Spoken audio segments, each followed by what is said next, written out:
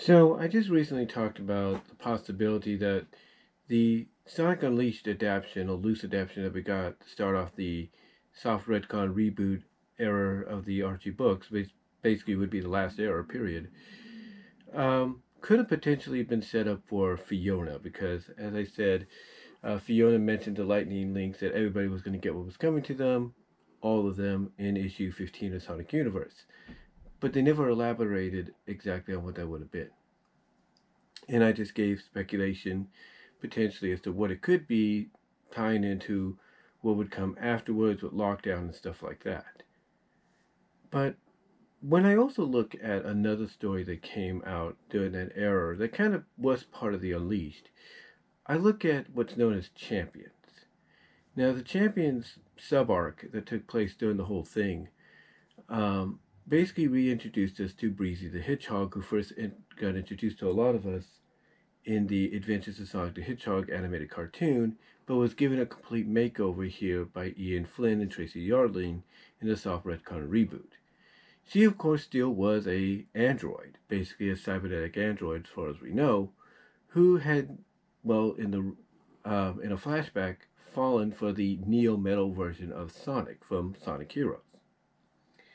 Now, we also know that she was very calculating. She was very mischievous, very manipulative, if you will, and that Sonic knew her from the past. They actually tied into when they first met in Adventures in a comic book kind of way. Well, basically did a comic book flashback adaptation of how they first met stuff. Anyway, long story short, when I look back at this arc, I thought to myself, well, Fiona could have been potentially planned to be the one behind the Dark Gaia thing that would basically push us into what we had, where Champions was a sub arc of. But the more I thought about it too, like I mentioned, scripts of any kind take a while to get done. You go from a rough draft to a first draft to a second draft to a final draft, and so on. So to me, Champions falls into that category as well, as a potential script that could have been revised over and over again. And because we had that soft retcon reboot, it really makes you wonder if maybe Champions itself potentially could have been a Fiona arc.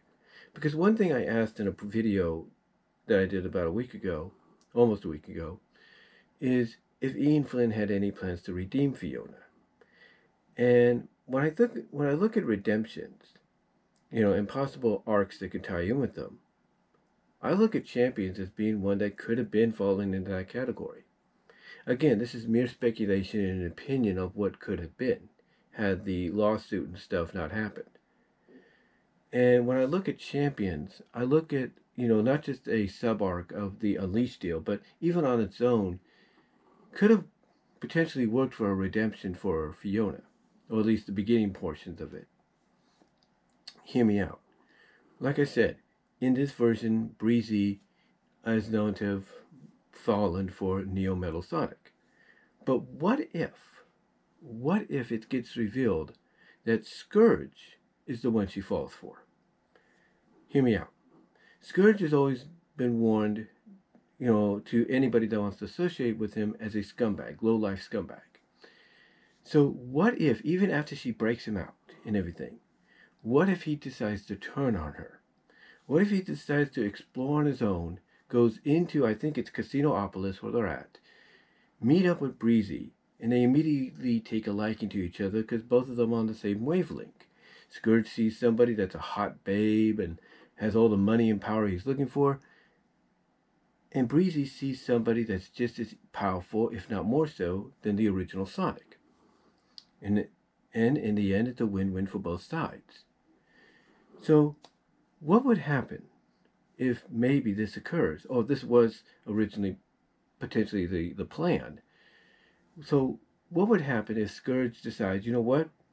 I gotta throw suspicion off, or I just gotta outright dump the Fiona girl and Destructive? What can I do? So, what if maybe the setup here was Scourge and Breezy take a liking to each other, basically see something in each other that the other likes and wants and benefits from, and Scourge decides to betray his team and Fiona by luring them into a trap at the Casinopolis, where basically Scourge lies to them, says, hey, I found this place we can, take over and make our own, and, it'll give us enough power and stuff to run most of Mobius and all that. He lies to them, sets them up. They follow him. Fiona, obviously in love with the guy, blindly doesn't see what's about to happen, but the others suspect that something's not up or something's not right, because why would Scourge want to share something with them? And he basically leads them into Casinopolis, goes ahead of them. Then that's when he gives the signal, but they're thinking it's a signal for them, but it's a signal as well for Breezy and her group. They get trapped, and basically Fiona and them get trapped. Breezy makes herself known, and Fiona wants to know what's going on. Scourge comes out, and basically, I guess you could say, bends Breezy over like this, kisses her, much to Fiona's shock. And Fiona's like, what's going on here?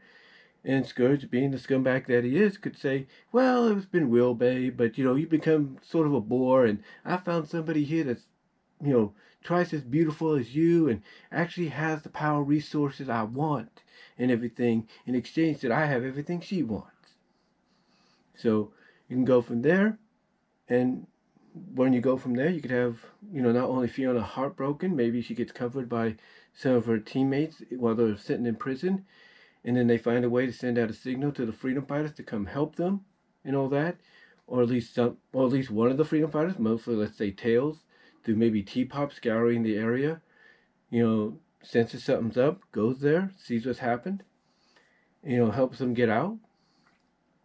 She lets Tails know what's going on. He finds it hard to believe, but he still has some feelings for her, so he's willing to give her a chance. So he brings in the others, calls them to whether or not agree to help out and everything.